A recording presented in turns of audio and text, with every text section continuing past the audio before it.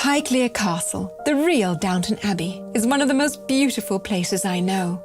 Its meticulously manicured grounds were long tended by head gardener Don Dorset, who lived on the property with his wife and my good friend Gwyn. A curious soul by nature, Gwyn has come to know this expansive estate perhaps better than anyone else over the years. This is your world. It is my world. Highclere has been my world for 50 years. Many people would envy you for that. I know they would. Imagine having nearly 5,000 acres to explore, all just beyond your back door. For those that haven't been to Highclere before, how would you describe sort of the nature in the fields? It's so beautiful. The landscape here is rolling. It's up and down. Nothing stays level unless you level it. Gwyn recognised early that she was blessed with both time and opportunity, and she's long taken full advantage of both. You do many walks a day? 3 or 4 times sometimes. I did a 5-mile walk the other day. And do you ever get bored with the landscape? Never. While the broad landscapes shift with light and the seasons, one of the most surprising elements is the abundance of wildlife on the Highclere estate. There's deer in the morning down in the fields. There's foxes, quite a lot of foxes. They are pheasants around, yes. There's white owl, sometimes you might be seeing on the fence posts. Lots of horses. 9 horses. And they've had 2 foals last year. Yeah, 2 lovely foals. Hello, pigs. Hey. Oh my God, they're so big. Aren't they beautiful? We have now got a pair of white Gloucesters who's had piglets. And they're really quite cute and smart, and they actually grunt and talk when you talk to them. Do they? And most importantly, the current Lord Carnarvon's dogs. Yeah. They've got 7 or 8 dogs now, and they let them run in the fields. They play very good.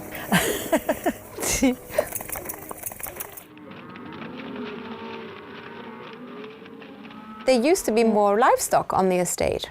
It was cattle, and I used to help with them. I used to feed the calves, go and take them into the fields and bring them back out again. And I delivered one. Yeah, that was some going. That was really good, really. But there are no cattle here today? No, it's only sheep. Lots of sheep? Yeah, 3,000 or more.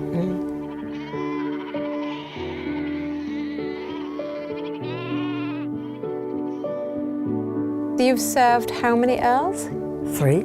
Well, I haven't worked for him, but Don did. Yeah, Don did. Yeah. When you came here, it was the current Lord Carnarvon's grandfather. Yeah. He was a very interesting lord. He was a nice old man. He used to go and interfere with Don in the garden. He loved secateurs. Yeah. He used to go around and trim. He helped him out, did he? The Lord helped Don out? Yeah. He had a walking stick and he walked with one arm behind the back and whopping the dandelion heads off as he went along. Get rid of them dandelions, he was going. Really? Over the years, Gwyn has had little interest in venturing beyond the expansive Highclere estate, even after her husband Don passed away, preferring instead to immerse herself in nature and creating art. In fact, many people know her as the Butterfly Lady. Surprisingly, her interest in travel spiked when I showed her the itinerary for Viking's longest ever world cruise. Since Gwyn didn't have a passport, she asked to have 2 of her butterflies sail on board, so they could see the world for her and be photographed at various ports of call. I'm not sure if my mention of the world cruise was the trigger, but recently Gwyn's curiosity finally got the best of her, and she changed her life in the blink of an eye. I woke up on Friday morning, just sat up. I said, I'm going, I'm off. So I packed my bags, got a train on Tuesday and went to Exeter. Beautiful ride. And I looked round Exeter and I thought, oh, that's not bad. But one new city was not enough. And Gwyn caught another train.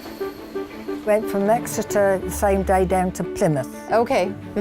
And I looked all around and nice and I thought, I better find somewhere to stay. And you thought a good place to sleep might be? The park bench. And you thought that was safe enough? If somebody wants to knock me off and that's my way, it's knocked off. But then someone came to your rescue, right, and said you don't really sleep on a park bench these days. But No. you ended up in a hotel room or in a pub? Yes, a hotel room. Bed and breakfast and evening meal. With no planning but a desire to discover, Gwyn kept on going and going. Then I booked into Elmouth, up north, 2 separate places, and I'm waiting now to go again. I seized the moment and we were off. We went into London together a few weeks ago. And it was your First, first? for proper London. Yeah. Proper London. Yeah, first time in proper London. And on your way in, you made some remarks. It was too close and scary. Was it? Yeah, too much. The amount of traffic on the road, it was just there, pressing in, too near. A bit different from here. Good grief. Looks just like cage work. They're in a cage. Jeepers creepers. It's just mind-boggling. Take me back. Back where?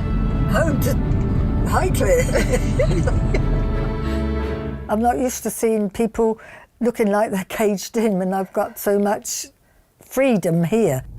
Once in the city, we began our delightful weekend of firsts. It's a beautiful buildings, really, clean. It was great fun seeing London through fresh eyes. Oh, this is the first time I've stepped on London streets in my life. With those first steps, Gwyn's spirits were high as we entered Cadogan Hall, where a classical music concert filled this intimate setting with energy and enthusiasm throughout the evening.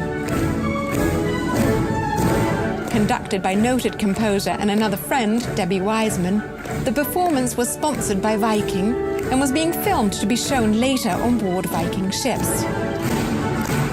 Despite spending many of her days in solitude at Highclere, Gwyn was anything but a wallflower and enthusiastically joined in. I had another experience to share here, and of course, Gwyn was game for anything. What I'm in? Yeah. Cadogan. You're in Cadogan Hall and you were backstage. Backstage. You were backstage. It was a chance for Gwyn to experience true privileged access. You're on stage now. Gwyn's curiosity immediately bubbled to the surface and brought with it an unending list of fascinating questions. Then it was time for yet another first. I'm now on Sloane Square having my first Irish coffee. Where's me whiskers?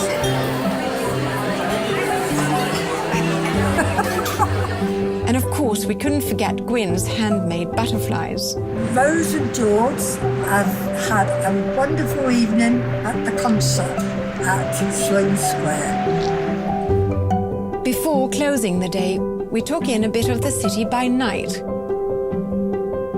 And in particular, drove by one icon that's a must for anyone who visits London. I am now at Harrods for the first time in my life. I'm looking out the window, admiring it. Beautiful frocks in the front, too expensive for me to even look at. They wouldn't last long cutting a hedge in Highclere. I should never forget this outing I'm on. Why? It's the first time I've done an outing like this with friends. back or the front? Yeah, we have to go in the back. Can we go to Fulham front, please? To the Fulham Road. A new day was upon us, and Gwyn was ready for her first steps into Harrods. I can't believe it. This is a place where the word opulent feels inadequate. It's amazing. Remember to get off, get off. We are now in Harrods with my friend Katrina. Or perhaps Karina as well? And my friend Karina. After a quick look around, it was time to get to work. You see, we had another concert in the evening and wanted Gwyn to look her very best. The search was on for just the right look. Happy colours. Perhaps, but no. Couldn't walk down the streets of Highclere with one of these. Couldn't cut the hedge with that. On second thought, No, that was too wicked. That was too wicked. Are you enjoying your gossip magazine? Finished. I'm now in the saloon with Katrina. Or Karina, perhaps. Or Karina, perhaps. Go on. Going to have my hair cut and shaped By Vlad. By Vlad. by that. Oh, Vlad. How about your lipstick? Your The lipstick and powder and paint as well. this trip brought many surprises. But I think my favourite was Gwyn's first ever lipstick. have to put it on. Whoops. There it is. What's the name of the lipstick? Rouge Cocoa Flash. And on the top it says, live. I can't put lipstick on. Go on then. Few can match Gwyn's delightful spirit. You have to move it up from the bottom a little bit. Everything is a new adventure, and she embraces each one. Go on. Turning everyday experiences for many of us into memories that will warm my heart for years. I love that colour. Beautiful. Just a few more steps in Gwyn's transformation.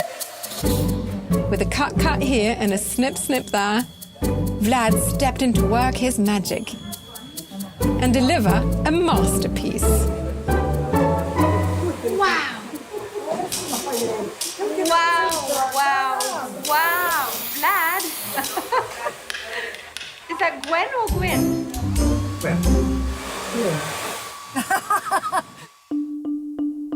Finally, the evening was upon us, and we set off for one of London's most beloved locations, the Royal Albert Hall. This impressive venue has hosted some of the city's most prestigious events, and it was the perfect spot to end Gwyn's very first outing in London. I hope she'll long treasure it as much as I will. Where's Gwyn heading next?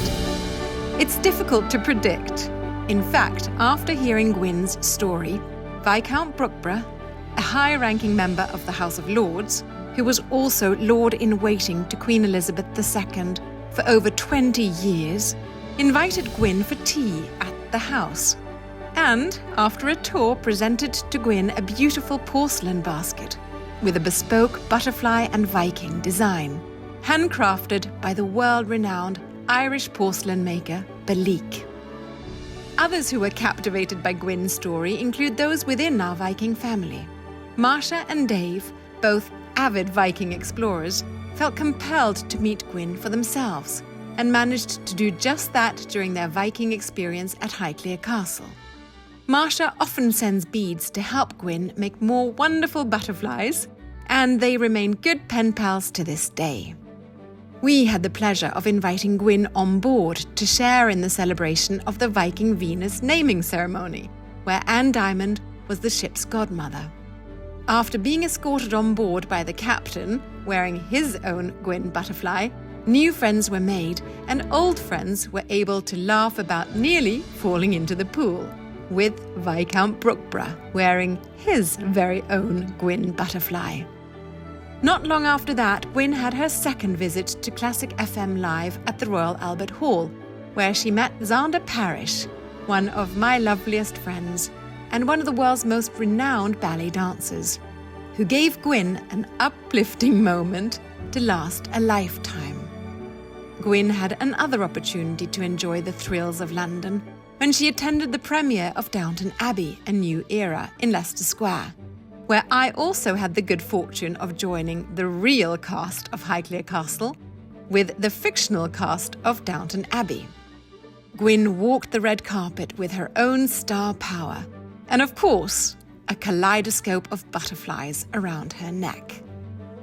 If rubbing shoulders with stars wasn't enough, Gwyn also met NASA astronaut and good friend Rick Linehan, the first veterinarian in space, who shared stories of his view of the stars and, of course, Earth from far above.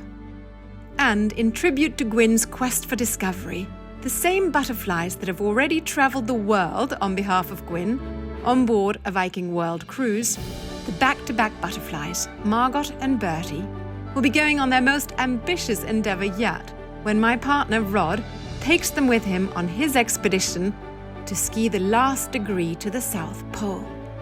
They will probably be the first butterflies ever on the South Pole. As for Gwyn, who is living proof that it's never too late to be an explorer, she continues to enjoy life amid the sublime beauty of the Highclere Castle estate.